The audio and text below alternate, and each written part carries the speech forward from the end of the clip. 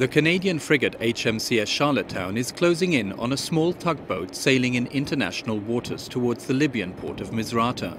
Captain Craig Sharpen has received intelligence that the boat may be carrying weapons. First, we had a report that they were carrying food and medicine, although there was another report they were carrying munitions and arms beyond what would be considered for self-protection or personal protection. As part of the NATO fleet enforcing the arms embargo against Libya, the Canadians have orders to intercept the vessel.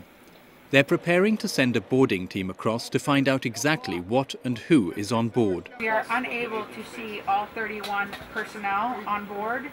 Request that you have them stand shoulder to shoulder, 4 of them in a group.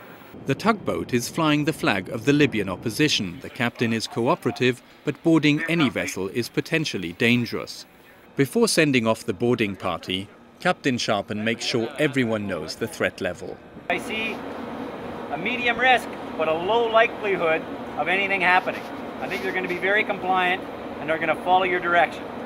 Shortly after the boarding team step onto the tugboat, an officer reports back that there are weapons on board.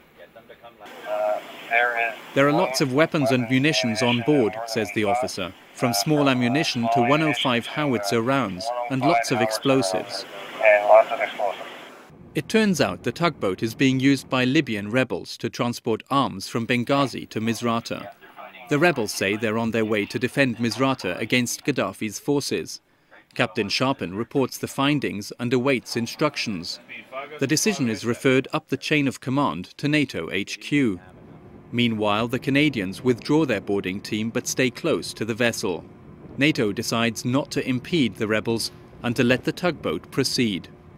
That vessel that we stopped today was transiting between 2 Libyan harbors, and the captain and crew acted exactly as they should have. They consulted NATO, received a legal opinion, and were directed to release the vessel to allow it to proceed on its way.